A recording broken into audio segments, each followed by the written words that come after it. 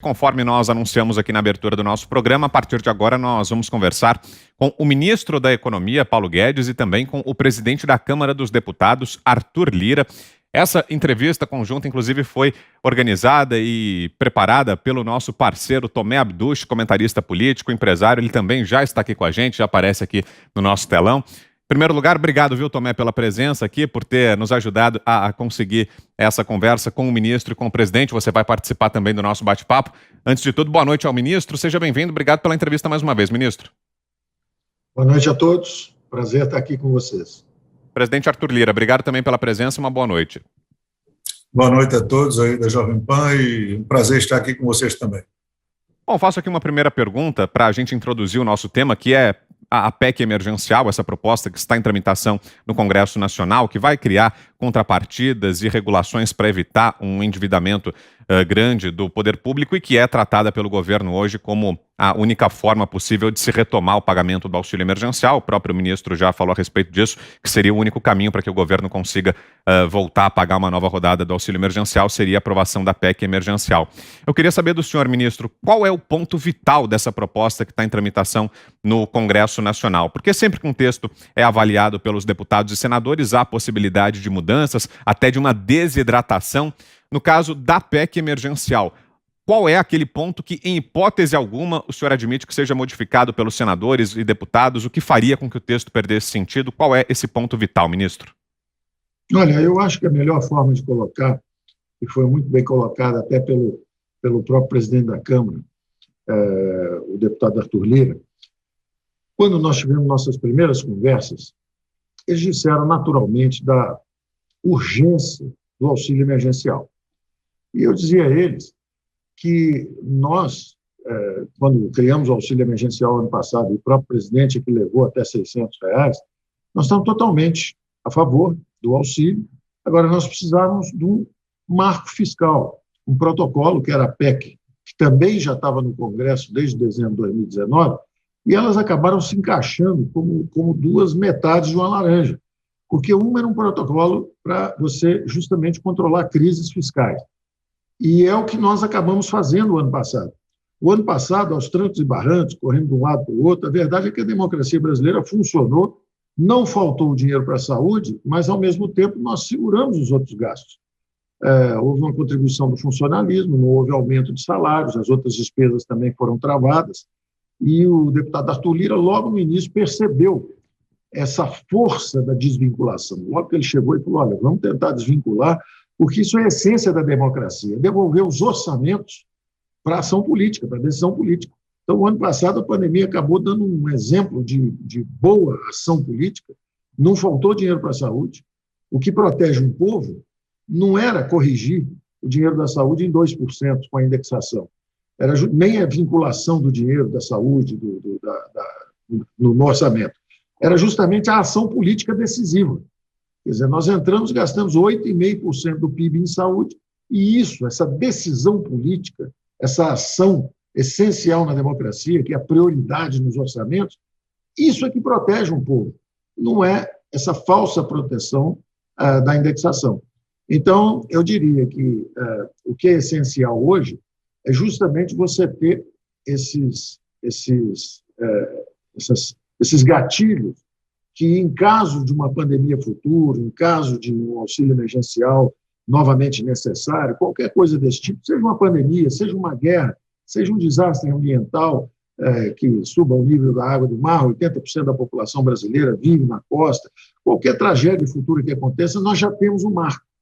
Nós tínhamos um marco fiscal para uma crise numa cidade, para uma crise num estado e para uma crise na União. E depois tivemos a PEC de guerra, que foi uma pandemia que acabou causando uma crise fiscal em todo mundo ao mesmo tempo.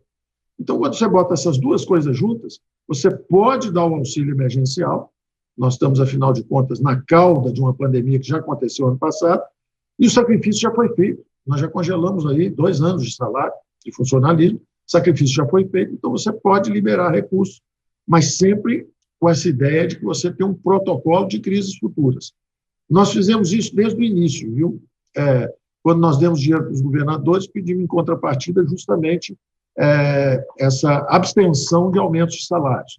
Depois, quando nós estendemos o auxílio emergencial, pedimos também uma reforma administrativa.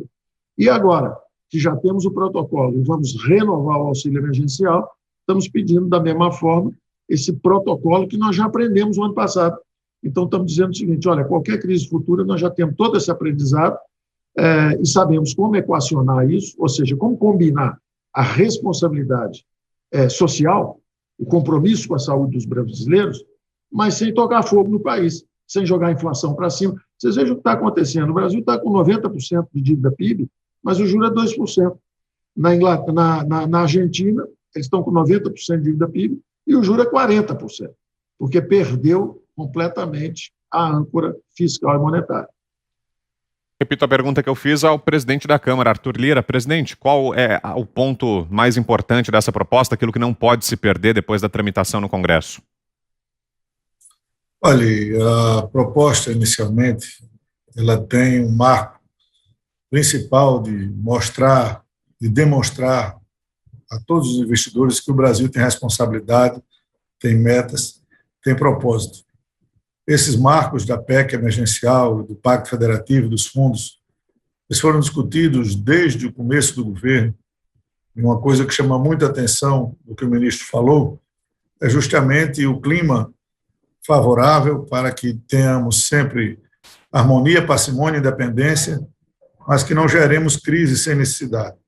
Precisamos desse ambiente de tranquilidade para que possamos discutir, em momentos difíceis como esse da pandemia, assuntos que necessariamente são muito importantes. Eu, particularmente, já tinha defendido e defendo que o Congresso tenha uma participação mais efetiva na confecção do orçamento, para que em momentos como esse, de suspensão de uma segunda onda de pandemia do coronavírus, nós tivéssemos oportunidade de mexer no orçamento de acordo com a conveniência posta ao Brasil.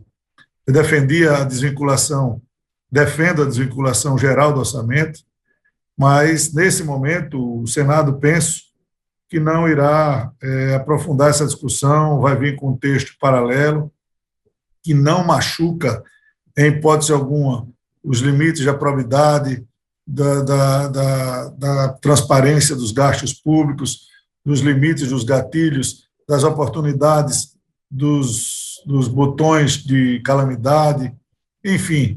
Eu espero que a coluna vertebral do projeto venha do Senado. Aqui nós já tivemos uma reunião hoje na Câmara, independente do mérito, que nós não podemos fazer acordo com o mérito, porque nós não sabemos o que é que vai vir ainda do Senado no dia de amanhã. Nós já fizemos também acordo de procedimento muito importante. Aqui na Câmara, a tramitação de PECs é um pouco mais longa, é um pouco mais complexa, dada a quantidade de parlamentares e representantes. Mas aqui nós fizemos um acordo por maioria, não foi unanimidade, mas o assunto também, assim que chegar no Senado, será feita a admissibilidade no plenário e votados também em primeiro e segundo turno com a celeridade que esse caso requer, para que gere oportunidades claras de nós implantarmos, sem nenhum abuso ao teto de gastos, o auxílio emergencial, termos condições de disputar e de dialogar e de confeccionar um orçamento mais flexível, para que também a gente possa, e o ministro sabe disso, que nós defendemos desde o ano passado, um programa de renda permanente, inclusivo, diferente dos padrões hoje do Bolsa Família, e observando com muita clareza todos os critérios de responsabilidade fiscal, teto de gastos, algumas situações em que o Brasil, o Congresso, a Câmara e o Senado, junto com o governo federal, devem dar demonstração de muita responsabilidade fiscal na aprovação dessas PECs, o que dará, não tenho dúvida nenhuma, segurança jurídica para que os investidores externos e internos enxerguem no Brasil um lugar propício para destravar o crescimento, para que projetos de infraestrutura, de cabotagem, de ferrovia, de gás, de petróleo, possam ser incluídos como base de investimento mundial nesse país, para que nós tenhamos um crescimento e possamos rapidamente ultrapassar esse momento difícil, porque passa o país nesse momento com relação à pandemia. Agora, Tomé Abduch, obrigado mais uma vez, Tomé, pela sua presença aqui. Uma boa noite. Sua pergunta, por favor. Boa noite, é um prazer estar com vocês. Boa noite, ministro Paulo Guedes. Boa noite, presidente Arthur Lira. Nós tivemos no nosso país praticamente estagnado na gestão do ex-presidente Rodrigo Maia. Eu acredito que nada foi tão nocivo ao Brasil contra a sua gestão, onde todas as pautas pertinentes ao Brasil ficaram paradas e engavetadas em cima de sua mesa. Hoje, nós temos um presidente, que é o Arthur Lira, que está se colocando com um grande compromisso com a nação brasileira de fazer com que as reformas andem. E hoje nós temos uma importante ação, que seria esse auxílio emergencial, né, para as pessoas menos favorecidas, mas, ao mesmo tempo, nós temos que ter um equilíbrio fiscal para que as nossas contas possam andar e o país possa estar equilibrado em relação às suas contas. A pergunta que eu faço, inicialmente, ao ministro Paulo Guedes: ministro, como que nós vamos fazer para equilibrar essas contas andando em paralelo com o auxílio emergencial? E, na sequência, ao presidente Arthur Lira, qual é a força, presidente, que nós vamos ter junto aos deputados e senadores para que eles aprovem o que é importante para o Brasil? Porque nós sabemos que nós vivemos no passado, né, num presidencialismo de coalizão, onde nem sempre se votava no que era melhor para o país. E hoje, a grande maioria da população brasileira sabe o que é melhor para o país e cobra para que o país dê certo. Então, eu queria saber como que nós vamos fazer e como o povo brasileiro pode ajudá-los e auxiliá-los nessa importante empreitada que é trazer o Brasil de volta para as mãos das pessoas de bem e fazer com que o país possa voltar a crescer. Tudo bem, Tomé, muito obrigado pela pergunta. Prazer estar com você aqui. A democracia brasileira deu uma enorme exibição de maturidade quando, no nosso primeiro ano de governo, milhões de pessoas foram às ruas, e você foi um desses, que nas ruas deu apoio à reforma da Previdência. Então, essa demonstração de maturidade, que eu tinha dito lá fora que nós íamos surpreender o mundo, e surpreendemos quando fizemos a reforma, nós de novo demos no enfrentamento do Covid. Você se lembra que as primeiras previsões eram de queda de 9% do PIB. Nós estamos vendo hoje que 9% caiu o PIB da Inglaterra, 7,8% caiu a Itália, 6,5% caiu a França, 5% caiu a Alemanha. O Brasil deve sair amanhã, o resultado talvez venha abaixo de 4% a queda brasileira. Quer dizer, foi um dos países que reagiram melhor, a economia voltou em V e nós mantivemos essa camada de proteção social, protegemos 64 milhões de brasileiros, preservamos 11 milhões de empregos, criamos 140 mil empregos num ano da pior recessão, aparentemente, da história. Aparentemente, o governo Collor talvez tenha caído um pouco mais do que a gente, mas nas duas recessões do governo Dilma, em 2015 ela perdeu 1.500.000 empregos, depois perdeu 1.360.000 empregos. E nós criamos 140 mil empregos, caindo 4%. Então, nós realmente surpreendemos o mundo com uma democracia resiliente, flexível, as instituições funcionaram, e agora o presidente Arthur Lira e o presidente Pacheco, logo nas primeiras 2 ou 3 conversas, eles deram uma demonstração extraordinária de cooperação com independência. Chegaram e disseram: olha, nós queremos isso, o auxílio emergencial, nós dissemos: olha, estamos totalmente de acordo, isso é urgente, e só não disparamos o auxílio ainda exatamente porque nós precisamos da PEC de guerra. A PEC de guerra, que foi elaborada com a ajuda do TCU, do Supremo e também do presidente da Câmara passado, todo esse legado está aí. Nós temos que disparar essa PEC de guerra, mas, ao mesmo tempo, dentro do protocolo de crise que nós já tínhamos preparado antes. Então, nós vamos ter o auxílio à saúde, a vacinação em massa, a retomada das reformas, porque tanto o presidente Pacheco quanto o presidente Lira estão completamente afinados com essa pauta liberal conservadora de centro-direita. Quer dizer, o presidente Lira já escreveu várias vezes e tem dito que eles foram um centro que deram estabilidade a vários governos, e agora, subindo nas eleições, tanto na eleição de 2018, nas eleições presidenciais e estaduais, e agora nas municipais, todos os partidos de centro-direita tiveram aumento de votos, de votação e representatividade. Então, essa pauta vai ser destravada agora, e uma pauta de saúde, emprego e renda. Essas reformas, como disse o presidente Arthur Lira, nós estamos falando de gás natural, saneamento, petróleo, cabotagem, ferrovias, privatizações, concessões. Quer dizer, tudo isso vem aí porque há um perfeito alinhamento. Não há mais um bloqueio de pauta como havia. Havia uma aliança de centro-esquerda travando a pauta de centro-direita. Quem ganhou as eleições presidenciais, estaduais e agora municipais foi a centro-direita. E a pauta estava obstruída por um acordo de centro-esquerda. Então, é natural, leva algum tempo para essa vontade popular chegar ao Congresso. Chegou ao Congresso. Então, agora os partidos de centro-direita estão alinhados e essa pauta vai ser destravada. E nós achamos que o Brasil pode crescer esse ano 3,5%. A vacinação em massa, tivemos uma reunião com o presidente da República, o presidente Lira, o presidente Pacheco, nesse domingo. Ficamos até tarde lá no Palácio da Alvorada, justamente o ministro Pazuello mostrando as expectativas de vacinação em massa, quer dizer, a ideia é que nos próximos 60 dias, nos próximos 30 dias, 25 milhões de vacinas, nos próximos 60 dias, talvez 40 milhões de vacinas, quer dizer, isso acontecendo, a vacinação em massa chegando, porque é importante, economia e saúde andam juntas. Essa vacinação em massa, na verdade, é a garantia de um retorno seguro ao trabalho.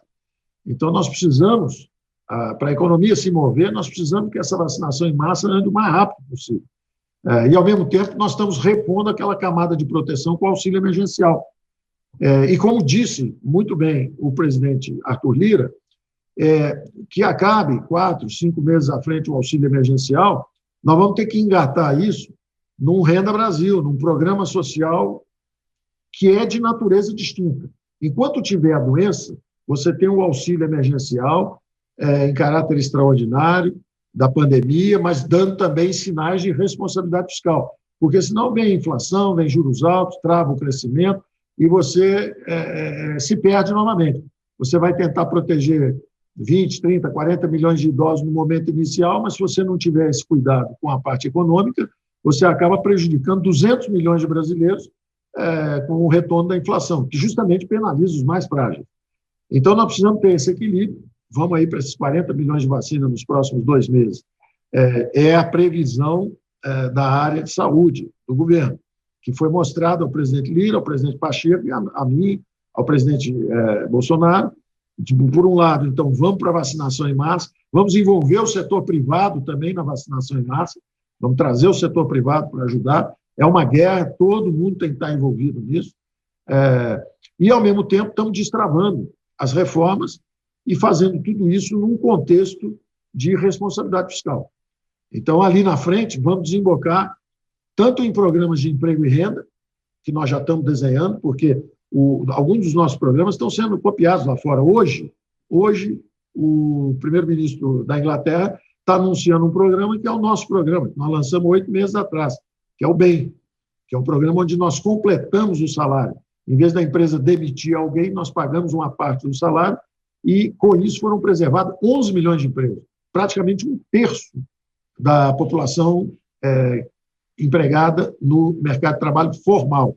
São 43 milhões de empregos, mas 12 milhões são funcionalismo público, sobram mais ou menos 30 e poucos milhões, 32 milhões de na verdade, são 33 milhões de privados nos mercados formais de trabalho. Desses 33 milhões, 11 milhões teriam sido demitidos. Nós temos a CPF de cada um deles. O CPF de cada um deles. Ele seria demitido, a empresa ligou, nós complementamos o salário, ele foi mantido no emprego. Então, nós acabamos tendo um dos programas mais bem-sucedidos de preservação de emprego. Foi por isso que nós conseguimos não só não perder empregos, como até mesmo criar 140 mil empregos no ano passado. Então, nós vamos renovar esse programa, nós vamos lançar também a Verde e Amarela, e, como disse o presidente Arthur Lira, nós vamos também reforçar o Bolsa Família, possivelmente transformando em bases sustentáveis, fiscais sustentáveis, num programa Renda Brasil. Mas ele é de natureza diferente. Um programa é auxílio emergencial contra a pandemia. Ele é de natureza extraordinária e por isso que ele precisa estar num protocolo de pandemias e crises futuras também. O outro programa diferente, que é uma família evolucionária, já tivemos o Bolsa Escola, depois fomos para o Bolsa Família, e agora iremos para um Renda Brasil, ali na frente, mas com bases de sustentação fiscal, dentro do teto, tudo direitinho, como manda um figurino. Quer dizer, é importante o Brasil demonstrar esse duplo compromisso. É uma crise, nós tivemos crises gêmeas, quer dizer, veio a pandemia e travou a economia. Agora nós vamos dar uma solução também, que tem 2 compromissos, o compromisso com a saúde, mas também o compromisso com a responsabilidade fiscal. Na verdade, um compromisso com gerações futuras e também com a retomada econômica, porque não haveria retomada econômica se começa a subir os juros, começa a subir a inflação, começa uma crise cambial e a economia brasileira capota novamente. Então, nós estamos assegurando que isso não acontece, e eu quero dar um depoimento público o seguinte: a postura do presidente da Câmara, a postura do presidente do Senado e a postura do presidente da República, eu, como observador dos nossos primeiros contatos, tenho que dizer o seguinte: tem sido extraordinariamente construtiva. Os três poderes são independentes, na verdade, o judiciário também, né? Mas estou falando aqui dos dois, das duas câmaras, a Câmara, o Senado, a Câmara de Deputados e o presidente da República. Há uma independência clara entre as duas câmaras e a presidência, mas há uma atitude de cooperação extraordinária, que é essa aliança, essa base parlamentar que finalmente está se consolidando para a implementação dos programas. Agora são 6h54. Presidente, por favor, sua resposta à pergunta do Tomé Abduch. Bom, depois dessa aula aí do Guedes, o que é que eu posso dizer é o seguinte: para mim, a vida toda, a política é feita de gestos, né? Só o fato do presidente da Câmara estar aqui, no mesmo programa, dialogando com o presidente da Economia, mostra o quanto o ambiente político mudou. Não há dúvidas com relação a isso. Até alguns meses atrás, esse programa era impossível, porque não havia diálogo entre legislativo, entre executivo, né? Hoje não. Não há apenas só o diálogo, hoje há a retomada do que sempre existiu, uma afinidade ideológica da maioria do parlamento com a agenda econômica do executivo, sem qualquer tipo de trava artificial por parte da presidência das casas, o que é importante demais para que o país possa avançar. Nós somos eleitos aqui na Câmara com uma plataforma muito forte, muito dialogada, que é de a presidência da casa, lógico que é o cargo mais importante deste poder, mas ela representa a vontade da maioria. Não ficará sob a gaveta do presidente da casa a trava ou a aceleração de uma pauta ou outra. Tudo aqui é muito dialogado.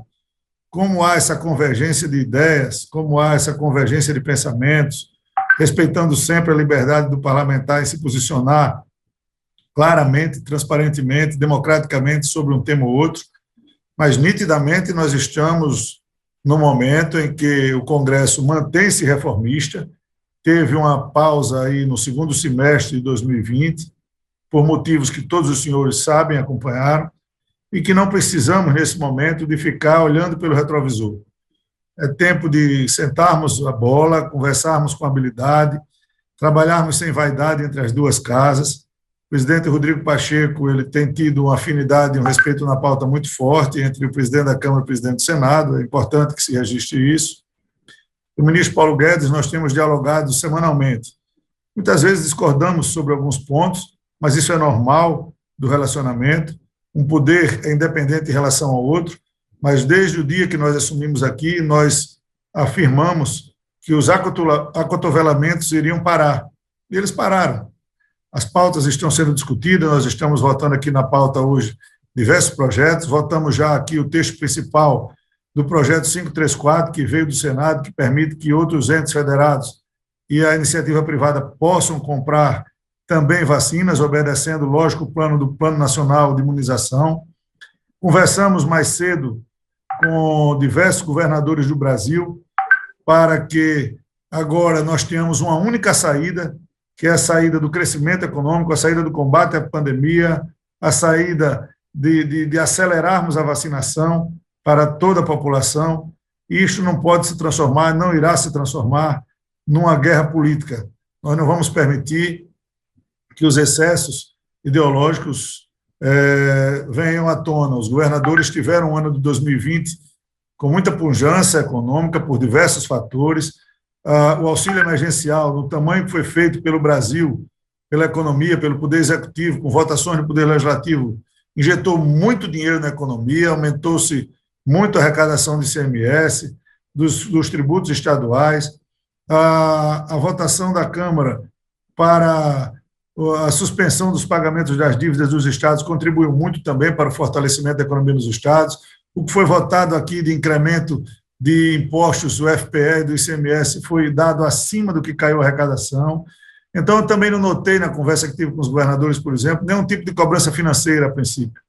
É só uma organização de estrutura, coisas que são afeitas muito ao Ministério da Saúde, à tripartite, aos secretários estaduais, aos secretários municipais, e o resultado disso tudo, o que a política tem que fazer é conversar, dialogar, é procurar pontos convergentes, é votar as matérias necessárias, abreviação de tempo na burocracia, facilitar com que as matérias que vão dar sinalizações, como a PEC administrativa, como a reforma tributária, hoje com muito mais certeza de um final próximo de votação da PEC emergencial, Pacto Federativo, e todo esse trabalho é feito com a união de esforços da política, com a união de esforços das pessoas que trabalham no Executivo, com muita serenidade, mas com uma parceria em prol do país. Nós aqui representamos a sociedade que quer ver o Brasil destravado, que quer ver o Brasil crescer, que não tem interesses ao redor da cadeira que eu represento hoje, nem políticos partidários pessoais, nem políticos partidários a nível de já estar se especulando aqui, eleição de 2022. 2021 é um ano que nós temos que aproveitar todo dia, todas as semanas, todos os meses, para fazer com que esse ano renda muito e que o Brasil possa, diferentemente da expectativa de muita gente cética, ter um ano de crescimento e um ano que Brasília oportunize para quem gera emprego e renda nesse país, ter uma legislação mais simples, mais correta, mais desburocratizada, mais responsável, com sinal claro de que os gastos públicos têm que ser controlados, sem perder de olho as ações sociais para aquelas pessoas que mais necessitam nesse momento e dar um fim a todas as medidas digo assim, as medidas que permitam que a gente possa dar um fim a esse momento de pandemia muito acirrado. Então, eu acredito muito, sou muito otimista, que tudo vai dar certo na base do diálogo, do convencimento e das tratativas que são feitas dentro dos plenários da Câmara dos Deputados e do Senado Federal. Bom, para você que chega agora, estamos recebendo aqui em Os Pingos nos Is, ao vivo, em uma entrevista exclusiva, o ministro da Economia, Paulo Guedes, e o presidente da Câmara dos Deputados, Arthur Lira. Antes de seguirmos aqui com o nosso giro, vou só pedir uma gentileza à Ana, ao Zé e ao Fiuza, para que a gente consiga girar por mais tópicos aqui na nossa conversa, para que vocês escolham um dos nossos convidados e dirijam a pergunta. Então, para que não façam como eu e o Tomé fizemos no começo, uma mesma pergunta para o ministro Guedes e para o presidente Lira, começando por você, Zé, que vai na sequência para o próximo questionamento, para que você diga para quem se dirige a sua pergunta, por favor. Diga, Zé. Pois não, eu queria fazer a pergunta para o presidente da Câmara, o deputado Arthur Lira. Eu fiquei meio assustado com esse levante de governadores, com essas críticas que os governadores estão fazendo ao governo e descambando aí para uma crítica à política econômica. Eu queria, presidente, que o senhor explicitasse essa sua proposta, que eu gostei muito, de transferir as emendas parlamentares para projetos de combate à pandemia. O senhor acha que politicamente é possível fazer esta transferência de recursos das emendas parlamentares? A ideia é muito boa. E discutindo internamente, principalmente com o apoio da presidente da Comissão de Orçamento, deputada Flávia Arruda, nós construímos uma rubrica orçamentária que permita juntar dentro do orçamento, isso sem nenhum tipo de extrapolação do limite de gasto, da lei da responsabilidade fiscal. Nós estaríamos aí fazendo o remanejamento do que já existe no orçamento, que tem essa disposição, e os deputados estão apresentando as suas emendas individuais e de bancadas para engordar essa rubrica. Hoje já estamos aí com a previsão de quase 14 bilhões de reais, para reforçar justamente esse caixa de vacinas, de equipamentos, de atenção a todo o combate à Covid em todos os seus aspectos. Então, é uma iniciativa parlamentar, é uma iniciativa do Congresso Nacional, porque a Comissão de Orçamento ela é congressual, ela é mista, composta de senadores e deputados, mas é uma alternativa de saída, não é? De ajuda. É o que eu venho dizendo, não é momento agora de acirrar ânimos, nem de atirar pedras, nem de olhar para trás. O momento agora não é de apontar o dedo para ninguém, o momento agora é da gente apontar a agulha no braço dos brasileiros, é vacinar todo mundo, é facilitar a vida para aqueles cidadãos que moram nos municípios tenham certeza de que há aqui em Brasília gente trabalhando para solucionar o problema. Então, é uma demonstração clara de um exemplo bem factível de que a boa vontade legislativa sempre impera quando há realmente necessidade. Então, uma proposta oriunda da Comissão de Orçamento, ali na pessoa do relator geral do orçamento, senador Bittar, da presidente da comissão, deputada Flávia Arruda, dos membros daquela comissão, junto com os deputados e senadores, para que a gente possa, sim, fazer um gesto de que essa rubrica sirva justamente para, repito, respeitando todos os limites, não há nada fora do teto na confecção dessa rubrica, nem na disposição desse recurso para ajudar o Brasil no combate a esta pandemia. Bem como, eu acho que já é hora da Câmara se posicionar junto com o Senado para um dinheiro aí que está retido nas contas da Lava Jato, em torno de 1 bilhão e 300, 1 bilhão e 400 mil, isso ser rapidamente resolvido e revertido para a compra de vacinas.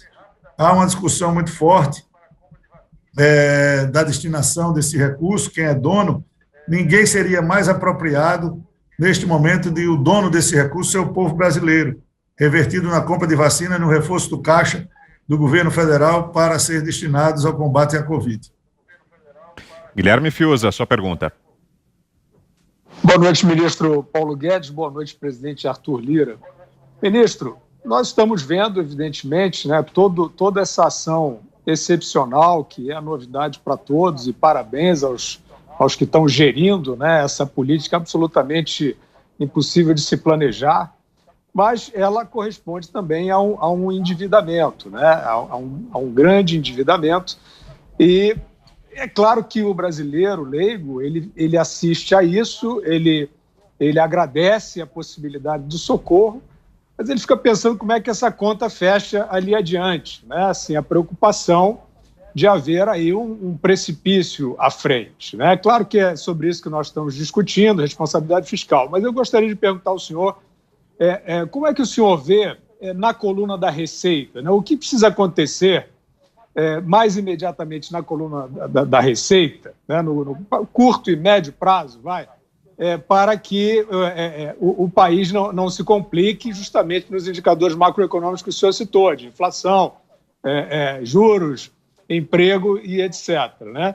Nós temos um contexto não muito favorável, porque a pandemia ainda é muito indefinida e autoridades não só no Brasil, como em outras partes do mundo, lançando mão desse recurso do lockdown, do trancamento, que é um grande freio, né? Como é que o senhor está vendo, ministro, em relação à coluna da Receita? O que teria que acontecer, principalmente no curto e médio prazo, para essa conta fechar? Excelente pergunta, Fiuza, excelente pergunta. Você vê que quando começou a pandemia e previa-se uma queda de quase 10% no PIB brasileiro, naturalmente, como as despesas aumentaram durante o combate à pandemia mesmo, as receitas caindo, as despesas aumentando, o nosso compromisso de repassar recursos para estados e municípios, porque nós somos federalistas, acreditamos no mais Brasil. Em Brasília se pensa, mas o povo vive em cada cidade brasileira. Então, nós já queríamos descentralizar e já tínhamos feito isso antes do Covid chegar. Antes do Covid chegar, nós já tínhamos distribuído recursos, nós poderíamos ter zerado o déficit do governo central com os recursos do petróleo, do leilão de petróleo que fizemos, mas preferimos transferir recursos para estados e municípios. Fizemos a Lei Candir, que também estava parada aí há 20, 30 anos, num contencioso, a União brigando contra estados e municípios. Nós fizemos muita coisa com esse espírito federalista de descentralizar os recursos. Tanto que, quando a pandemia chegou, nós empurramos os recursos que íamos transferir ao longo dos próximos 8, 9, 10 anos, nós transferimos em 8 meses. Mas aí pergunta você, como é que ficam as receitas? Muita gente nos criticou, dizendo, mas ele está sem meta de déficit, etc. Ora, seria uma tolice, em meio a uma quase depressão, você pensar em aumentar os impostos. É uma tolice, seria um despreparo, revelaria um despreparo técnico, uma insanidade, quase uma desumanidade. Nós fizemos o contrário, nós diferimos impostos. Logo que começou a crise, nós diferimos impostos e antecipamos recebimentos de camadas mais vulneráveis, né? Benefícios de aposentados, pensionistas. 13º do abono salarial, 75% da mão de obra brasileira recebe menos de 2 salários mínimos. Então, nós antecipamos os recursos, em vez de esperar um 13º, vamos irrigar a economia logo no início do ano e, da mesma forma, nós diferimos os impostos. E, mesmo assim, no primeiro ano nosso, nós tínhamos derrubado o déficit primário de 2% para 1%, com a economia praticamente crescendo 1% só. Ela cresceu 1% nos 2 últimos anos do governo Temer, 1,3%, e também cresceu 1,3% aí no nosso primeiro ano. Não tínhamos reforma, não tínhamos nada. Justamente quando a economia começou a decolar, que foi em 2020, nós fomos atingidos pelo Covid. A arrecadação, para você ter uma ideia, falando na coluna da Receita, nos 2 primeiros meses, ela estava 25% acima do previsto, sendo que o previsto supunha um crescimento de 2,5%. Ou seja, realmente a coluna da Receita, como nós planejávamos, e é a sua pergunta, o nosso planejamento é o seguinte: nós ficamos 40 anos subindo impostos. No final do governo militar e todos os governos da nova República aumentaram impostos. Nós saímos de 18% do PIB para 36% do PIB. Nós dobramos a carga sobre o povo brasileiro. E não é coincidência, não é como os gastos públicos cresceram todas essas décadas, subiram os impostos, subiram os juros, endividamento em bola de neve, e o Brasil parou de crescer. Não é coincidência. É porque nós realmente consideramos que o bom era o governo gastar. E o governo gastou bastante, gastou muito e gastou mal. E não adianta dizer, não, mas nós estávamos preocupados com a parte social. Ora, a parte de educação do Brasil, o Brasil é um dos últimos do PISA. 30 anos seguidos gastando dinheiro em educação e é um dos últimos do PISA, quer dizer que está gastando mal, não está gastando direito isso. Não é? Da mesma forma, a saúde. Da mesma forma, os programas sociais. Nós vimos agora, nesse ano passado, nós aprendemos 2 grandes lições. A primeira é que não há substituto para a escolha, a prioridade, a ação política. O povo brasileiro foi protegido porque nós demos um passo à frente e gastamos mais. Quando a gente fala em descarimbar o dinheiro, não quer dizer que você vai dar menos do que a inflação. Descarimbar quer dizer que às vezes é mais, às vezes é menos. Então, por exemplo, não houve aumento de salários, porque nós estávamos no meio de uma tragédia, ameaça de desemprego em massa, o setor privado todo travado, nós pedimos ao setor público que não houvesse aumento. Essa é a contribuição, não houvesse aumento de salário. Então, nós destravamos o dinheiro, descarimbamos, desindexamos esse dinheiro. Em vez de dar aumento de salário, esse ano não tem aumento de salário. Em compensação, em vez de dar uma pequena correção na saúde, nos recursos da saúde, nós demos muito mais. E a mesma coisa acabou acontecendo com o Fundeb, com a educação também. A educação está protegida se tiver uma ação política, mais do que dobrou. Nós passamos de 10% para 23% o Fundeb. A Câmara já tinha passado para 20%, o governo federal foi lá e ainda deu mais 23%. Dizendo o seguinte, olha, é a ação política, não é a indexação que protege os recursos. Às vezes você tem que dar mais, às vezes você tem que dar menos. Essa é a essência da política. A política brasileira não pode ser condenada como omissa, como acomodada, como, às vezes, até alienada, por não controlar o orçamento público. A essência da política é o controle dos orçamentos públicos. Então, essa era a primeira grande lição. E a segunda grande lição foi justamente o seguinte: foi a maior queda na miséria em 40 anos. Isso aconteceu em 8 meses de auxílio emergencial. O que quer dizer isso? Que quando você dá o dinheiro na veia para o pobre, você acaba com a pobreza. Se você afastar o intermediário, a máquina pública é um intermediário colossal. Bebe sem parar. É muito banco público, é muita empresa estatal, tem 180 empresas estatais, 170 fundos, e o dinheiro não chega no povo.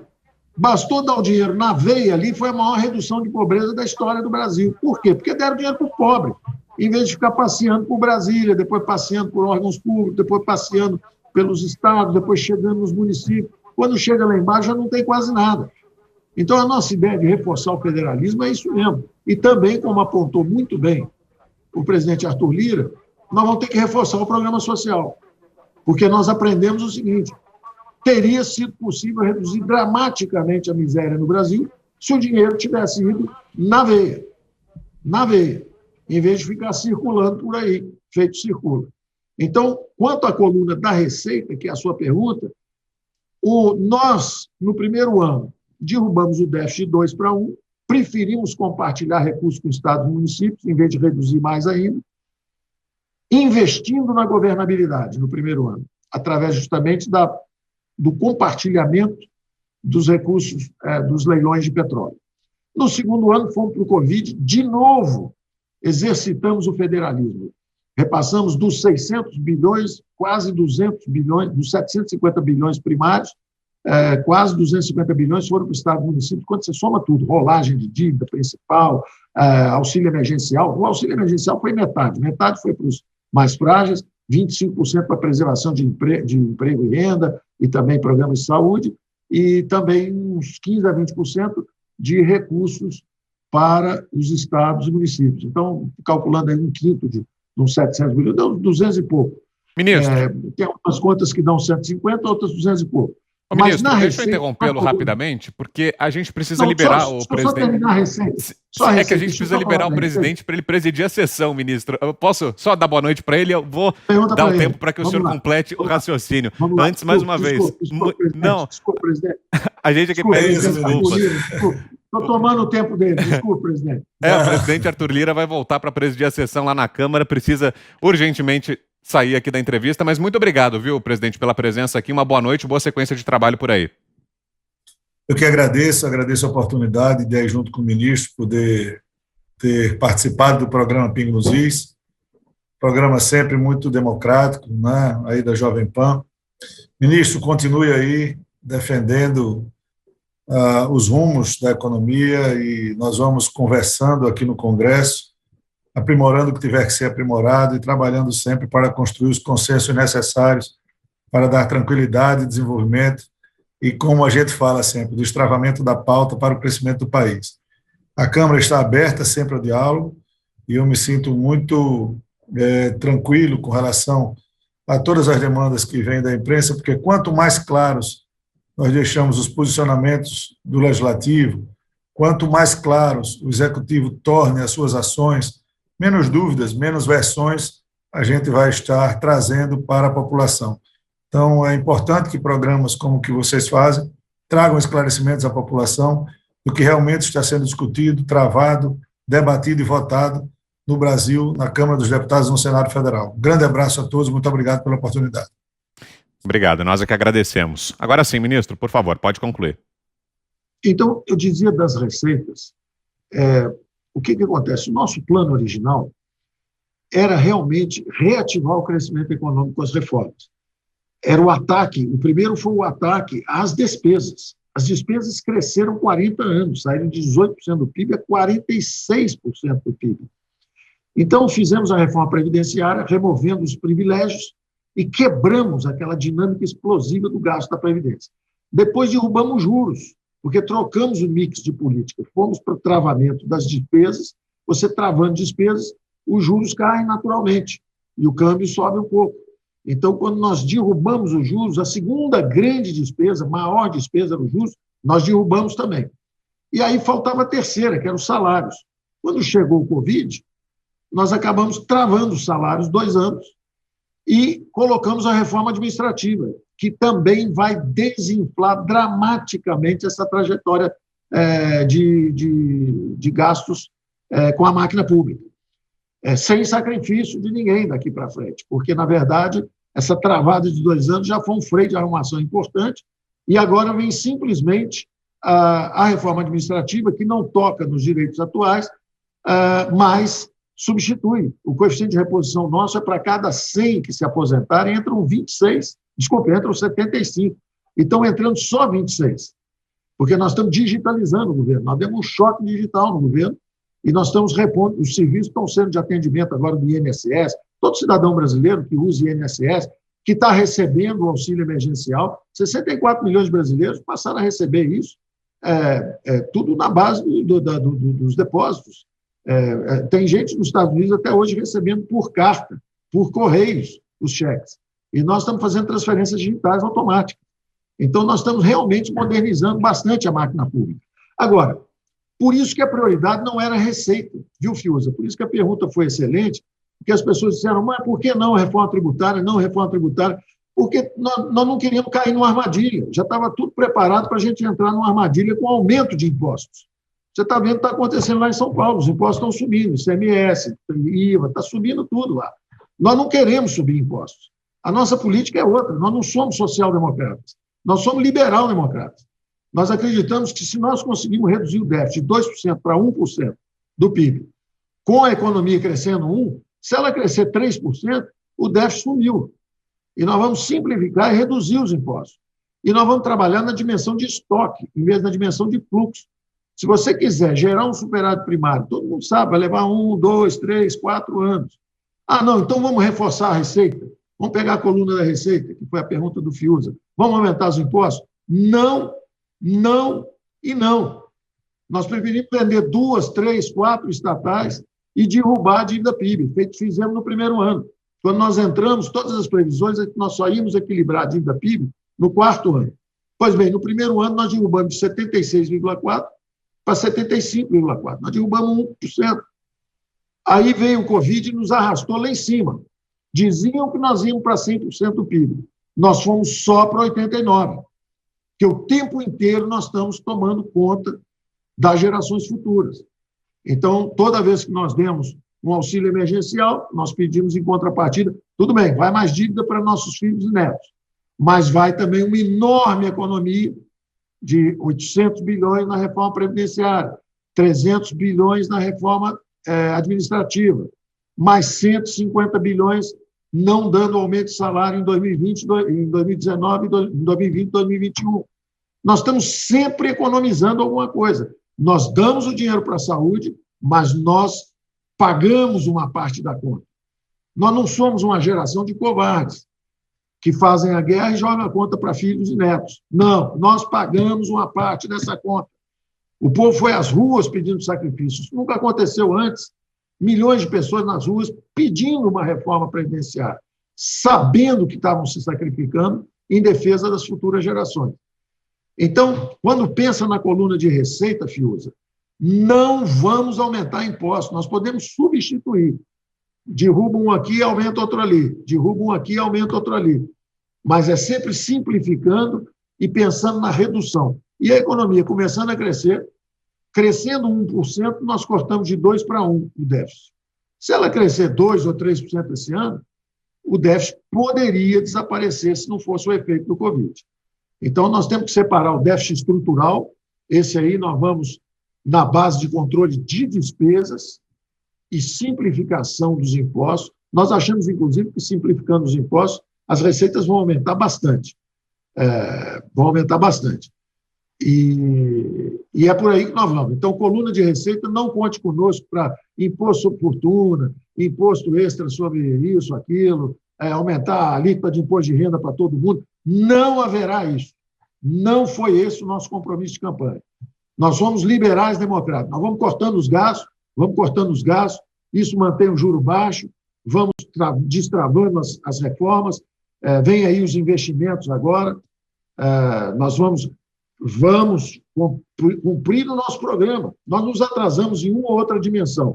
Fizemos a previdenciária, empurramos agora a administrativa lá para dentro, estamos fazendo um novo marco fiscal, vamos privatizar. Você vê que nessa última semana a pauta andou. Banco Central Autônomo. Isso é um sonho de 40 anos dos economistas que sabem que nós precisamos despolitizar a moeda. Teve muita gente tentando a reeleição aí, queimando reserva, teve muita gente tentando reeleição aí com juro baixo artificialmente. O presidente Bolsonaro deu um exemplo, apesar de todas as críticas que existem, que ele está pensando em eleição, etc. Se ele estivesse pensando só em reeleição, ele não tinha feito esse aperfeiçoamento institucional que foi abrir mão do controle sobre a política monetária. A política monetária agora é um Banco Central autônomo. Já tinha o protocolo, já tem o sistema de metas, mas alguns presidentes, vocês sabem o exemplo, um votou a emenda de reeleição e foi reeleito, e logo depois mudou a política cambial. A outra botou o juro baixo até ser reeleita e depois é que deu o choque de juros. Nós não vamos fazer isso, não tem surpresa conosco.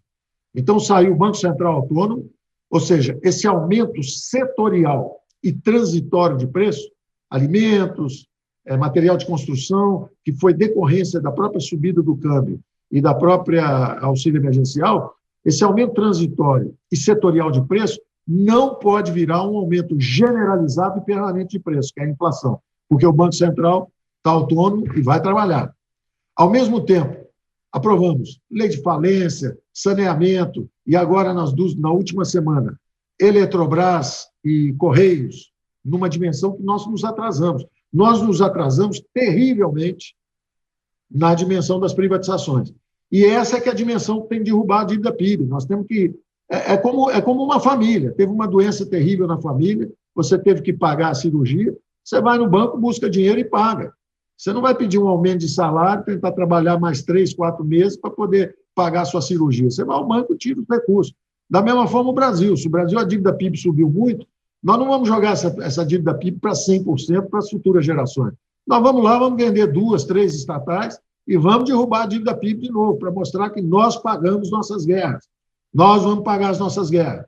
Então está aí Correios, está aí Eletrobras entrando também no pipeline de reformas, tem outras menores que também vão ser vendidas, tem os ativos imobiliários que vão ser vendidos também. Tudo isso ficamos fazendo aí perdemos bastante tempo com uma pauta travada nessa direção, vamos andar. A reforma tributária vem aí, e vem aí sem aumento da coluna da receita, Fiuza, sem tentar aumentar a coluna da receita. Nós vamos, na verdade, simplificar os impostos, fugir do manicômio tributário. O primeiro passo já foi dado, que é o IVA, o Imposto sobre Valor Adicionado, já está lá no Congresso. Se eles aprovarem, nós tivemos um acordo com os estados, faremos a fusão dos IVAs. Logo depois vamos conversar com os municípios, vamos reduzir e simplificar os impostos para as empresas. Quer dizer, se o dinheiro ficar dentro da empresa, para fazer investimento, para fazer inovação, para criar emprego, gerar renda, a alíquota tem que descer. Agora, se sair em dividendos, para quem é dono do capital, para a pessoa física que recebe e vive de dividendos, aí sim a gente tributa. Tem hoje bilionário no Brasil que paga 0 de imposto sobre dividendos. Enquanto isso, qualquer trabalhador paga até, a classe média paga 27,5% de imposto de renda, enquanto o bilionário paga 0. Então, nós estamos com as reformas encaminhadas. Essa doença foi uma tragédia extraordinária, a maior tragédia que o povo brasileiro já sofreu. Quer dizer, nós não tivemos guerra que matasse gente assim, nós não tivemos nada com a potência, com a mortalidade, com a dimensão trágica dessa doença. Mas é um povo resiliente, é um povo forte, é um povo que conseguiu frustrar todas as projeções que vieram de fora, de que o Brasil ia cair 10%, de que íamos ficar numa depressão de 2 anos, que não haveria saída, e nós mostramos que não somos assim. Nós somos fortes, nós somos resilientes, nós temos coragem, nós enfrentamos de frente os problemas e nós vamos sair do lado de lá. E se veio a segunda onda, vamos vacinar em massa para sair dessa segunda onda. Porque a economia e a saúde estão juntas. Não existe uma economia forte com um povo doente, não existe um povo são se a economia travar e o desemprego em massa e falta de prateleira. Todo mundo com dinheiro de auxílio emergencial, mas com a prateleira vazia. Então, nós precisamos dos dois andando juntos e nós vamos trabalhar isso e vamos avançar nessa direção. Para você que chega agora, ao vivo, em Os Pingos nos Is, entrevista com o ministro da Economia, Paulo Guedes. Quem lhe faz a próxima pergunta, ministro, é a Ana Paula Henkel. Diga, Ana. Boa noite, ministro. Nós vivemos aqui nos Estados Unidos, né, em 2017, aí quando os republicanos tinham a Câmara e o Senado, eles passaram uma reforma tributária robusta, né, dentro da reforma tributária, até programas muito interessantes, como os Opportunity Zones, ali que criavam ambientes fiscais muito interessantes e significativos para empresas que aplicassem ali o seu aporte financeiro e sua estrutura econômica em comunidades, né, menos favorecidas.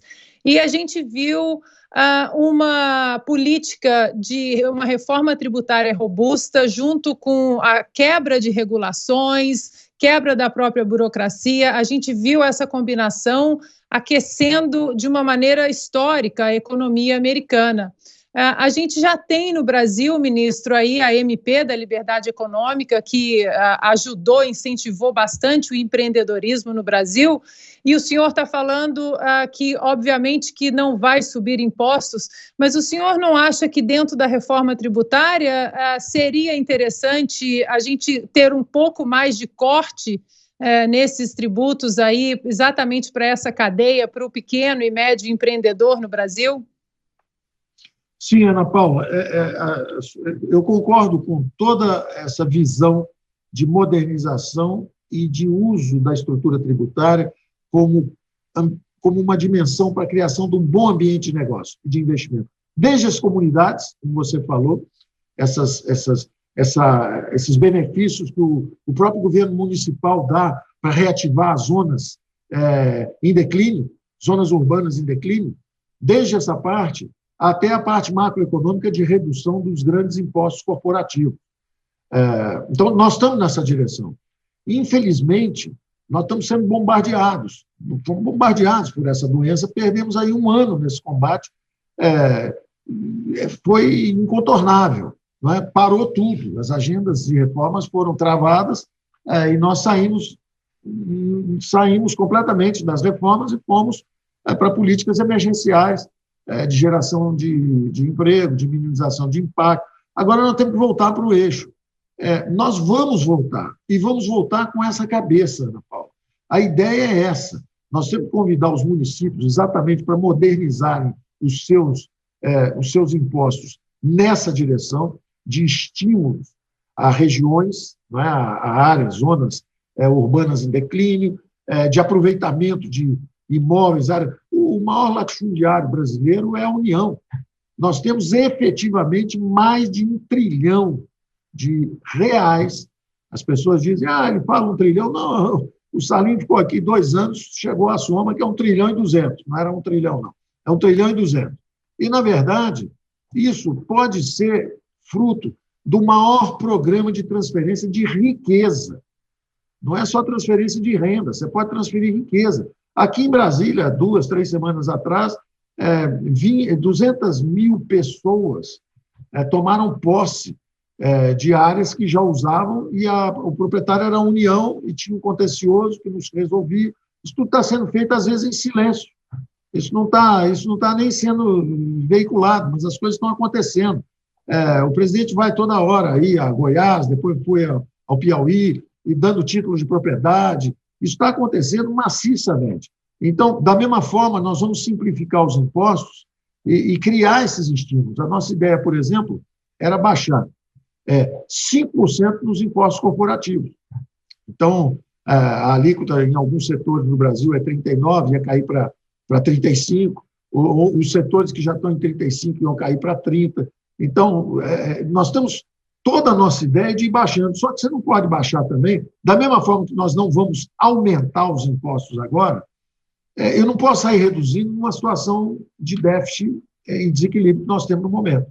Mas assim que a economia começar a crescer, se nós estivermos reduzindo a dívida PIB na dimensão de estoque, ou seja, fazendo como fazem as famílias, como fazem as empresas, como é que a Petrobras reduziu a dívida dela? Ela vendeu alguns ativos e reduziu a dívida. Ela não ficou esperando gerar um grande superávit, ela atacou diretamente o problema, alienando ativos que não eram do core business, que não eram do core business dela. A mesma coisa o Brasil. O Brasil não precisa, o governo brasileiro tem tudo, se vocês imaginarem, tem hotel, tem rede de hoteleira, tem praia, tem empresa o que vocês imaginarem, nós temos. E são empresas que trazem um déficit, às vezes, de 20, 27 bi, 30 bi anuais, quando você pega todas as estatais dependentes, e isso aí podia, por exemplo, dobrar um programa como o Bolsa Família. Você poderia dobrar um Bolsa Família. E, na verdade, nós estamos deixando esses ativos derreterem nas nossas mãos, sendo carregados com o endividamento a taxa de juros que eram muito altas e piorando o endividamento do povo brasileiro, porque nós estamos com dificuldade de gestão desses ativos. Então, eu quero concordar com a sua ideia de que nós precisamos de uma reforma fiscal robusta, que ela deve sinalizar na direção do setor privado, que ela deve chamar, da mesma forma que nós estamos desregulamentando, simplificando, fizemos a lei de liberdade econômica e agora queremos renovar os marcos regulatórios de cabotagem, ferrovias, mineração, petróleo, gás natural. Como nós queremos simplificar isso? Porque nós acreditamos que o setor privado é que vai ser a grande locomotiva. Eu vou te dar um pequeno exemplo. Nesses primeiros 50 dias do ano, o setor privado levantou 35 bilhões de reais, 35 bilhões de reais em IPOs, nas bolsas. Quer dizer, isso é 4 vezes o orçamento do Ministério de Infraestrutura. Então, em 40, 50 dias, o setor privado arrecada um ano inteiro de orçamento do governo. Como é que o governo é que vai conseguir botar o Brasil para crescer com orçamentos tão mirrados, com orçamentos que foram, ao longo do tempo, destruídos? Exatamente porque as empresas públicas foram ser aparelhadas politicamente, perderam a capacidade de investimento, são monopólios que ficaram ineficientes, perderam a corrida tecnológica. Então, nós precisamos... A nossa saída é pelo setor privado. Depois de 40 anos tentando via setor público, vamos tentar 8 anos, 4 anos, 10 anos no setor privado para ver se acontece? Então, inclusive, a reforma tributária tem que ir nessa direção, Ana Paula. Ela tem que sinalizar claramente, ela tem que embutir tudo isso, seja a depreciação acelerada para estimular os investimentos, seja a redução do imposto das empresas, trocando menos sobre as empresas e mais sobre o dinheiro que sai da empresa. Se sair da empresa para virar dividendo para o bolso de quem já tem o dinheiro, você bota o imposto sobre o dividendo. Agora, se ficar na empresa e virar reinvestimento, inovação, criação de emprego e renda, tributa menos, deixa o capital acumular mais rapidamente dentro das empresas. Da mesma forma, vamos formalizar a mão de obra no mercado informal. Esse pessoal precisa de capital, tecnologia para aumentar a produtividade do trabalho. Os salários vão subir se a produtividade do salário subir, se a produtividade do trabalhador subir. E, na verdade, a produtividade dos trabalhadores, a competitividade das empresas e a riqueza do país depende dessa acumulação de capital, de tecnologia, de conhecimento, de educação. É isso que leva o país para frente ao longo do tempo. Então, nós temos que sinalizar tudo que nós estamos fazendo tem que ter esse sentido de compromisso, de que nós estamos no caminho da prosperidade. Nações foram reconstruídas assim. A Alemanha no pós-guerra, o Chile, a Alemanha Oriental, né, ocidental, depois que anexou a Oriental e repetiu o mesmo remédio com a Alemanha Oriental, a Coreia do Sul, o Japão, todos os exemplos de reconstrução econômica acelerada foram na base de mobilização do capital privado, de liberalização econômica, de estímulo à acumulação de capital, aos empreendedores. Aliás, eu esqueci de citar também que nessa semana passada aprovamos também o marco das startups, quer dizer, estamos também avançando nas novas tecnologias, além de Correios, além de Eletrobras e além da autonomia do Banco Central, o marco das startups. Então, nós estamos trabalhando. A nossa ideia é trabalhar nessa direção e, sim, a reforma tributária tem que sinalizar como você indicou, e não no convencional de sempre, que é vamos aumentar o imposto mais uma vez, porque tem um déficit. Nós não seguiremos esse caminho. Ô, ministro, mudando um pouquinho de assunto, queria tratar com o senhor da questão dos combustíveis, que é algo que vem preocupando muito o presidente Jair Bolsonaro, um tema sobre o qual ele tem falado praticamente todos os dias a respeito. E o senhor foi muito cobrado depois da mudança da presidência da Petrobras por uma manifestação para saber o que o senhor achou a respeito disso. Então, faço essa pergunta ao senhor, o que o senhor achou a respeito dessa troca da presidência da Petrobras, e queria saber do senhor se o senhor foi consultado pelo presidente Bolsonaro. Todo mundo sabe o que eu penso das empresas estatais. Para mim, estatal boa é a que foi privatizada. É a Vale do Rio Doce, por exemplo. Cria muito emprego, paga bastante impostos para o governo, gera muitos empregos. Né? Então, essa opinião eu tenho há muito tempo, antes de eu chegar ao governo, sempre pensei assim e continuo pensando assim. Depois que passei aqui, estou mais convencido ainda disso. Dito isso, o presidente sempre foi muito claro. Ele disse, olha, Petrobras, Banco do Brasil, Caixa Econômica Federal, eu não vendo agora. Então, o presidente é quem tem a última palavra. A minha opinião é essa. Agora, o homem que teve votos, o homem que representa essa expectativa de mudança, o homem que se sacrificou pessoalmente, inclusive fisicamente, sofreu uma tentativa de assassinato. Quer dizer, o fenômeno eleitoral chama-se Bolsonaro. Ele ganhou a eleição. E ele tem nos apoiado nas pautas nossas. Agora, ele tem lá os espaços dele. O que a gente conversa sempre é o seguinte, o que eu sempre digo a respeito disso é o seguinte, presidente, nós herdamos uma posição, uma situação muito complexa, porque o Brasil tem entre 3 e 5 vezes mais caminhoneiros por metro cúbico de transporte, de carga transportada no modal rodoviário. Isso é a situação do passado. Deram caminhões subsidiados, naquela época o petróleo estava relativamente barato e nós recebemos uma herança estrutural, um excesso de modal rodoviário, ao mesmo tempo que o petróleo começou a subir. Então, você tem o pior dos mundos, quer dizer, muita gente na estrada e o custo do petróleo subindo.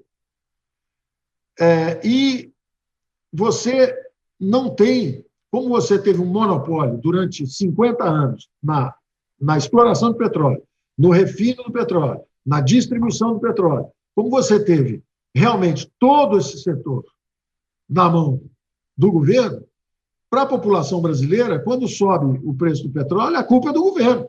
É o governo que produz, é o governo que refina, é o governo que importa, é o governo que distribui.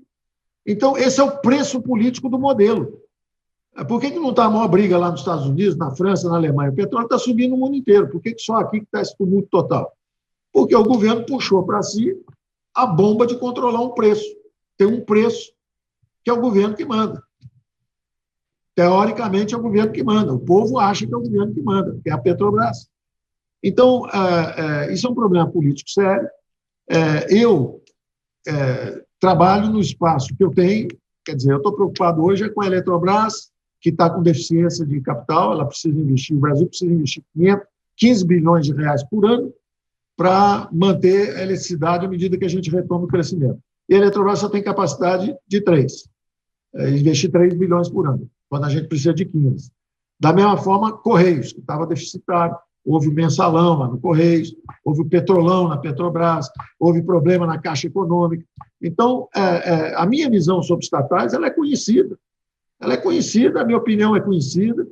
Agora, eu tenho que respeitar o presidente da República. O presidente da República diz o seguinte, olha, é isso aqui que eu quero agora.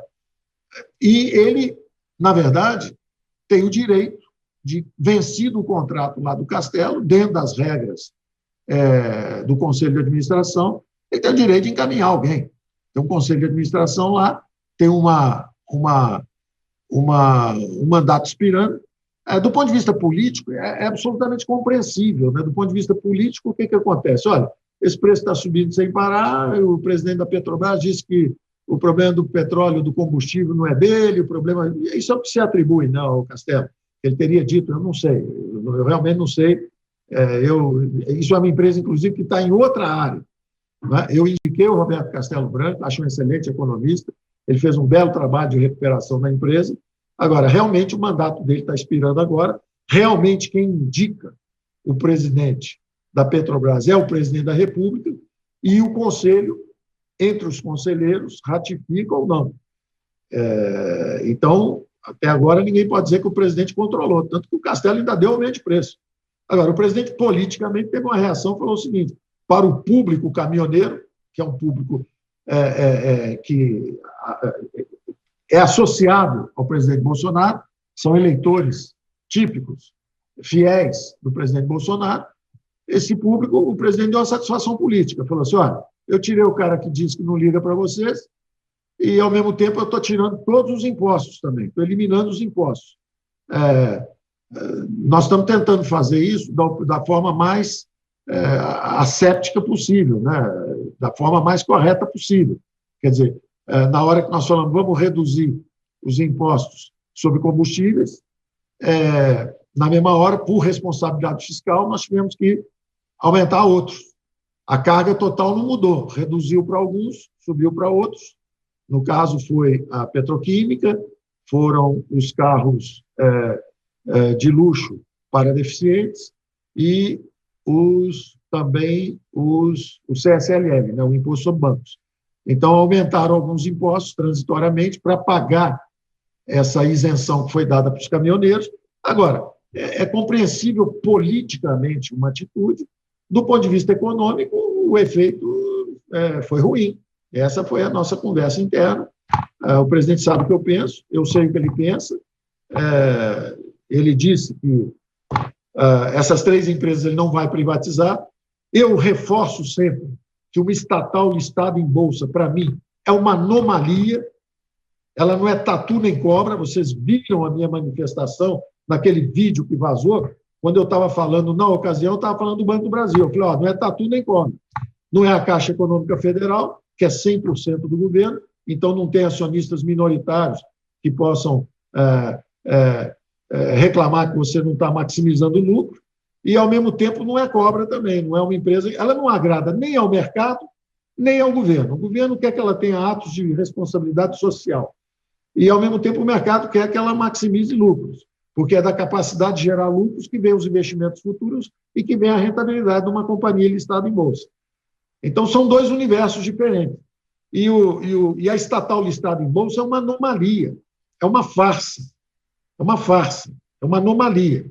O governo está sem recursos, lista a empresa, diz, olha, vem cá, vou botar uma prática de governança. A Petrobras foi assaltada à luz do dia durante 10 anos, né? Quase quebrou, e tinha governança. Era listada em bolsa, com muita governança. O governo Temer tentou melhorar a governança, nós também tentamos melhorar, mas a verdade é que continua sendo uma anomalia, na minha opinião. É a minha opinião, é a opinião do economista, não é nem a do ministro. A do ministro é fazer o meu trabalho.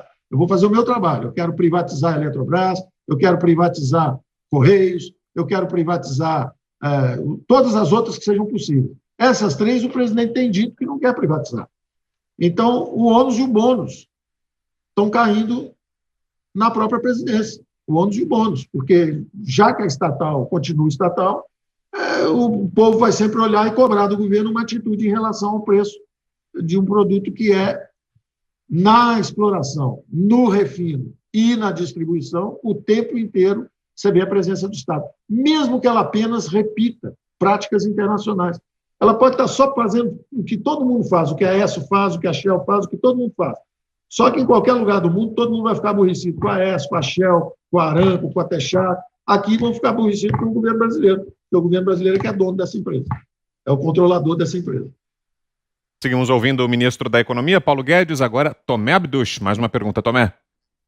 Ministro, a gente percebe a importância, né, do otimismo voltar para a população brasileira. A gente percebe, conversando no Brasil com as pessoas um pouco pessimistas em relação ao Brasil. Ouvindo o seu discurso, a gente percebe que tem muitas coisas boas acontecendo e que o Brasil pode dar certo. O que o senhor poderia dizer com uma mensagem de otimismo à população brasileira que está nos ouvindo agora? Nós não podemos confundir a tragédia que nos atingiu em toda esse impacto mortífero, famílias sendo abatidas. Nós não podemos confundir isso, que é algo que vem de fora e nos atinge, com nossa força interior.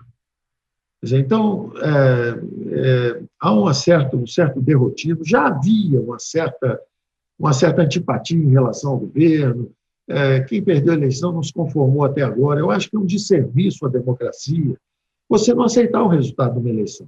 Não interessa se a pessoa tem bons modos, tem maus modos, não interessa. A pessoa ganhou a eleição, está governando dentro da lei, não fez nada que mereça um impeachment, não fez absolutamente nada que seja contra a lei, está andando dentro. Não, mas você não pode ficar trocando de pretextos para atacar um governo, entendeu? Primeiro é porque teve um problema X que um filho fez isso, depois o problema são os maus modos, depois o problema é porque xingou a mulher de um dirigente externo, depois o problema é porque cada hora é uma coisa, você vê que passou a ser um negócio de... é como se não aceitasse o resultado de uma eleição. Se há uma eleição e você perdeu uma eleição, faça suas críticas, mas com respeito, faça suas críticas esperando, pega a senha, vem na próxima eleição e ganha a próxima.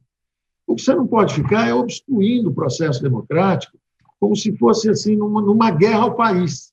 Eu não acho isso sensato. Eu acho que os extremos, seja de um lado, seja do outro, não ajudam a construir. Eu, sinceramente, acho isso. Quer dizer, esse pessimismo que está no Brasil é um pessimismo fruto dessa guerra sem fim. É um pessimismo fruto de, além de uma pandemia, tem políticos subindo em cadáver para fazer política, tem gente transformando vacina em voto. Isso não é assim, não deve ser assim.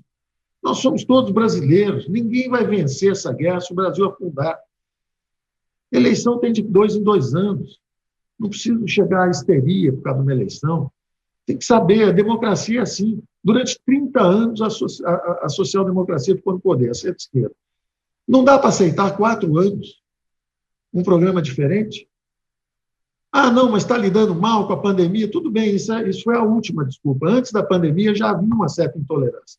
E aí a intolerância é de parte a parte. Isso dificulta, isso fragiliza o povo brasileiro, isso fragiliza a psicologia da população. A população se sente desgovernada, porque de um lado tem alguém tentando fazer, aí o outro lado descredencia e vice-versa. Isso é ruim para o Brasil. Então, eu acho até que agora nós estamos observando, vocês viram um pouco aí antes o clima aí com Arthur Lira, com o Pacheco, o próprio presidente, está tudo um pouco mais manso, um pouco mais calmo, tentando colaborar e acertar. E eu acho que a própria mídia está entendendo isso também, que tem um papel construtivo. Quando houve a Grande Depressão nos Estados Unidos, a mídia teve que escolher. Ela vai agudizar a recessão, piorar, ou ela vai ajudar a construir um país melhor. Criaram lá o sonho americano, foram se reconstruindo aos poucos. Isso aconteceu no pós-guerra na Alemanha, isso acontece em toda parte. Nós precisamos disso aqui também. Há programas sociais que foram feitos por governos anteriores muito bons. O Bolsa Família foi extraordinário. Ele jogou proteção para as camadas sociais, trouxe os pobres para os orçamentos públicos. Foi muito bom. Tão bom que, quando chegou a doença, nós focalizamos exatamente, começando por ali, achamos também os invisíveis, ou seja, ampliamos o arco de ação social, digitalizamos 64 milhões de famílias, dando dinheiro, recursos diretos para os mais frágeis. Isso é tudo um aprendizado. A mesma coisa o Banco Central, autônomo. Nós já tínhamos o regime de metas, mas nós não tínhamos a autorização legal, digamos, em lei. E na parte fiscal, ao contrário. Nós tínhamos a lei de responsabilidade fiscal, mas não temos a cultura, não temos gatilhos, não temos as ferramentas de controle, que agora nós estamos colocando. Então, isso é um processo evolucionário. Você vai se aperfeiçoando, todas as instituições brasileiras estão se aperfeiçoando.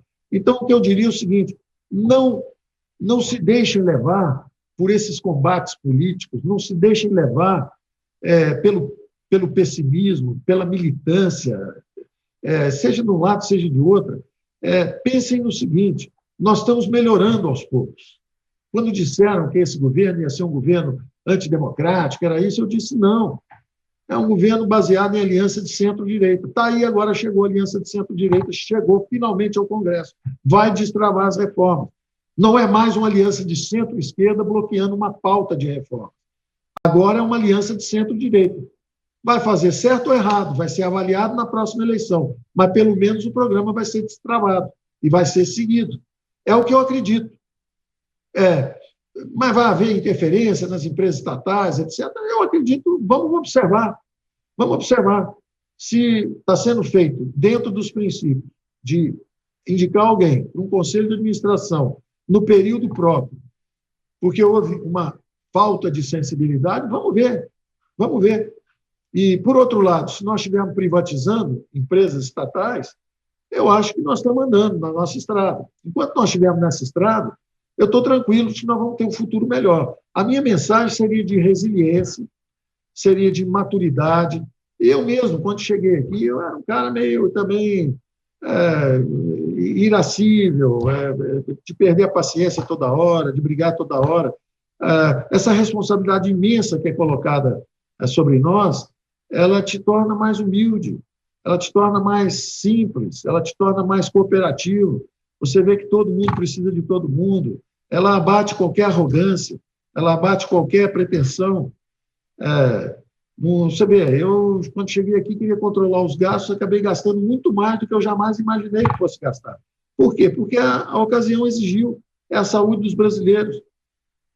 Então, você tem que trocar de rota. Mas, assim que possível, volta para a rota da responsabilidade fiscal, porque senão você não consegue manter o auxílio aos mais frágeis. Se o Brasil for para uma inflação agora, se começar a subir taxa de juros, inflação, desorganização econômica e tudo, todos estarão perdidos, não só os que estiverem doentes, mas também os sãos. Vai todo mundo embora. Então, nós não vamos nos entregar. Eu estou otimista porque não é otimista. Eu diria que não há mais espaço nem para otimismo, nem para pessimismo. Há espaço para resiliência, para moderação, para cooperação, para fraternidade. São os valores humanísticos. Você precisa, numa hora dessa, em vez de olhar para alguém que é mais valente e dizer, poxa, ele está chamando todo mundo para briga. Não, essa é a característica da pessoa. E essa valentia, essa força, às vezes é necessária quando um povo está se abatendo. Mas não quer dizer que você vai seguir em tudo. Já na parte econômica, vamos seguir a outra rota ali. Já na parte de saúde, vamos fazer a vacinação em massa. Vamos pegar o que cada um tem de melhor, em vez de pegar o que cada um tem de pior. Cada um de nós, cada ser humano tem seus méritos, seus defeitos. Nós temos até mais defeitos do que méritos. Mas vamos tentar pegar os poucos méritos que cada um de nós tem e vamos tentar colaborar. Eu acho que é uma hora de resiliência, de moderação, de fraternidade e de conhecimento. Se nós fizermos coisas que nós já sabemos que dão errado, vai dar errado. Nós não chegamos à desorganização econômica, a impeachment de presidente, porque estávamos indo para o lado certo, nós estávamos indo para o lado errado. O governo gastando sem parar, o excesso de gastos corrompeu a democracia brasileira, estagnou a economia brasileira, colocou os juros altos, os impostos elevados, gastamos muito e não chegamos nos mais frágeis. Você vê que nos 8 meses últimos, nós chegamos aos mais frágeis. E houve a maior redução de miséria em 40 anos. Quer dizer o quê? Que dá o dinheiro para o pobre direito, em vez de fazer politicagem com o dinheiro. Vamos dar o dinheiro direto. Então, essa é a lição que ficou também. E nós vamos ter que absorver isso. Saindo do auxílio emergencial, nós vamos ter que entrar num programa robusto de transferência direta de renda, mas dentro também da responsabilidade fiscal. Da mesma forma que nós estamos tratando a doença agora, dentro da responsabilidade fiscal. Agora são 7h55. Já estamos caminhando aqui para a reta final do nosso programa, para a reta final da entrevista. Eu vou pedir uma gentileza, ministro, para que o senhor procure ser um pouquinho mais breve nessas últimas respostas, só para a gente fechar o nosso giro com as perguntas da Ana Paula, do Zé e do Fiuza. E desculpem a indelicadeza, que a gente já está quase no encerramento do nosso horário. Vamos lá, Fiuza, sua pergunta. O ministro Paulo Guedes está dando uma aula aqui, uma aula de enfrentamento ao Estado, uma aula de persistência, uma aula de conhecimento, de vontade, né? Então, realmente não tem como fazer essa referência, né? Acho que o nosso espectador está percebendo isso. E diante disso, ministro, perguntando, quer dizer, seguindo aquela linha, fiz a pergunta sobre o endividamento e o que acontece, né, para equilibrar essa conta ali adiante, e o senhor não foi para a coluna da Receita em termos de elevação tributária em nenhum momento. O senhor falou o tempo todo, né, quer dizer, eu falei de despesa e o senhor falou de despesa. Ou seja, o senhor deu uma resposta de um gestor, né? O senhor está aí com o condão para enfrentar o descalabro fiscal, para enfrentar os problemas os gargalos, né, da administração pública, do Estado brasileiro. E, então, esta linha que se mostrou consistente antes da chegada da pandemia, o senhor fez a referência à redução do déficit primário, isto permitiu também a queda consistente histórica dos juros no Brasil. Com isso, houve também uma apreciação do câmbio. O dólar subiu de alguma maneira por conta desse tipo de balanço. Alguma desorganização macroeconômica deve haver por conta da pandemia, porque é uma situação muito diferente. O senhor acha que este balanço entre câmbio e juros vai se alterar de alguma maneira nesse curto prazo ou vai dar para manter essa equação como ela está? Inflação subindo, juros sobe um pouco a curto prazo, reformas andando, câmbio desce um pouco também. E é o que a gente espera. Zé Maria. Ministro, eu costumo olhar o orçamento da União e me dá uma tristeza. Eu vejo lá, por exemplo, 1 trilhão, gasto só 1 trilhão de 3 trilhões e 600 bilhões com Previdência e Folha. E o que mais me chama a atenção é exatamente esse gasto orgânico do governo. É difícil mexer com isso, mas é possível, ministro, ou é impossível reduzir o custo do Estado aí nesse item? Estamos conseguindo. Você não consegue reduzir o nível, mas você quebra a dinâmica.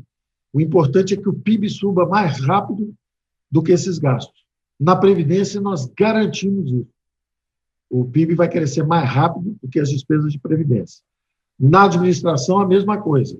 Para cada 100 se aposentando, nós estamos repondo 26, 27, 28, digitalizando, também quebramos essa dinâmica explosiva. Então, a resposta é sim. A relação gastos sobre PIB deve descer. Bom, e antes do fechamento da nossa entrevista com a pergunta da Ana Paula Henkel, eu quero agradecer mais uma vez aqui a nossa excelente audiência no programa de hoje. Em determinado momento aqui, mais de 100 mil pessoas nos assistindo ao vivo nos nossos canais do YouTube, tanto no canal de Os Pingos nos Is, quanto no canal Jovem Pan News. Mais de 100 mil pessoas só nos acompanhando pela internet, além, claro, dos milhares de ouvintes que nos acompanharam pelo rádio nessa entrevista que tivemos com o ministro da Economia, Paulo Guedes, e com o presidente da Câmara, Arthur Lira. Então, a você que está conosco até agora, às 7h59, muito obrigado pela companhia. Para fecharmos, então, a nossa entrevista com o ministro Paulo Guedes, a pergunta da Ana Paula Henkel. Diga, Ana. Ministro, como o senhor mencionou, nós vimos aí uma maturidade política, né, da sociedade brasileira indo às ruas, pedindo uma reforma importante, né, para a saúde fiscal do Brasil, uma reforma, diria até impopular, né, já que cortava ali na carne de muita gente aí elevando o nome do senhor, né, o que é uma coisa rara, né, o brasileiro colocando o nome de um ministro da Economia nas ruas. Isso mostra exatamente essa maturidade política, mas mostra também, ministro, o que o senhor tem demonstrado aí nessa entrevista, aí quase 2 horas com a gente, esse amor pelo Brasil, esse comprometimento patriótico. Então, a minha pergunta, ela sai um pouco da esfera econômica e entra um pouco na reforma política. Eu queria saber o que o senhor acha, por exemplo, de candidaturas independentes e de um possível recall, como nós temos aqui nos Estados Unidos, né, já que aqui, alguns estados, como a Califórnia, por exemplo, o governante ali não cumpre promessas de campanha, por exemplo, não é necessário um impeachment, a própria população chama esse recall. Queria saber o que o senhor acha disso num possível futuro político para o Brasil. A política brasileira, eu sugeri isso já há algum tempo. Eu tinha colunas, né? Eu escrevia colunas aí na mídia. Eu tive artigos na Folha, no Globo, na Exame, na época. Durante muitos anos eu escrevi. E eu sempre achei que nós tínhamos que fazer uma reforma política. Eu acho que o mandato podia ser um pouco mais longo, podia ser 5 anos em vez de 4, sem reeleição. Eu acho que os partidos deviam ter cláusula de desempenho, ou seja, devia ter pelo menos 5%, ou um número mais alto, que em vez de você ter 30, 40 partidos, você tivesse no máximo 4, 5 partidos, entendeu? Se tiver uma candidatura independente, a nossa experiência aqui é que é difícil governar se você não tiver apoio partidário, né? E os partidos, eu acho também que devia haver o voto distrital misto. Então, eu tenho lá minhas percepções, mas eu não sou a pessoa qualificada, principalmente estando no cargo que eu estou agora.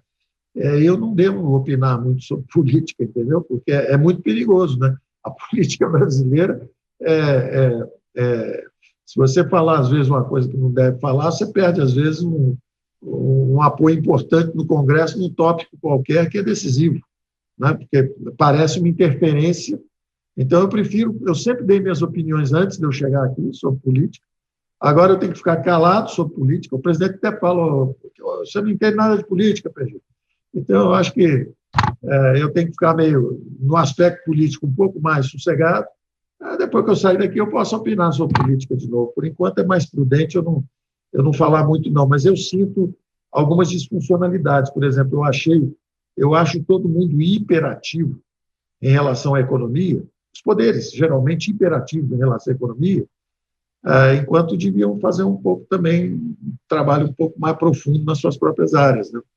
Eu estou vendo, por exemplo, uma indústria de precatórios no Brasil crescendo descontroladamente, ameaçadoramente.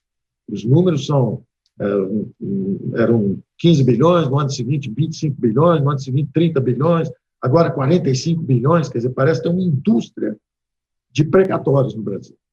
Por outro lado, parece ter também uma indústria de créditos tributários no Brasil. Isso é uma ameaça. É uma ameaça à União, ao Executivo lá na frente. Então, eu acho que o Judiciário tem que dar uma olhada para esse negócio aí. Da mesma forma, acho que no Legislativo também examinar exatamente isso. Não é melhor mandatos mais longos e coincidentes, em vez de você ficar a cada 2 anos interrompendo tudo, né? Por que não mandatos a cada 5 anos, coincidentes, vota todo mundo junto, fica 5 anos, uma ala é derrotada ou vence, e justamente com voto distrital misto. Então, mas eu não sou o melhor para falar desse assunto, não, Ana Paula. Eu agradeço aí a provocação. Acho até que falei mais do que devia. Vai sair assim: ministro da Economia critica outros poderes, quando, na verdade, eu não estou criticando, eu estou como um cidadão, dizendo, olha, pessoal, vamos cada um ver como é que pode ajudar o Brasil também, trabalhando no seu próprio território. Porque hoje todo mundo às vezes tem mais preocupação com a economia do que com a própria modernização da nossa política. E da mesma forma, às vezes tem muitas... Eu tentei criar um Conselho Fiscal da República exatamente para botar todo mundo na mesma página, porque às vezes tem causas que são dadas que podem causar desastres econômicos. Às vezes tem causas que são julgadas que podem representar no futuro uma incapacidade de pagamento. Por exemplo, se os precatórios e os créditos tributários crescerem no ritmo que crescem hoje, lá na frente, isso tudo vai ser difícil de ser pago. É como se fosse uma dívida fora do balanço. É uma dívida que está crescendo também enormemente, só que ela não está no balanço, ela não está contabilizada como dívida pública, mas é algo que está subindo. Os estados lá na frente perdem a capacidade de pagar, a União se sente responsável, o Supremo manda a União pagar, e lá na frente estoura todo mundo, de repente, por falta de controle, desde hoje, nessa coisa.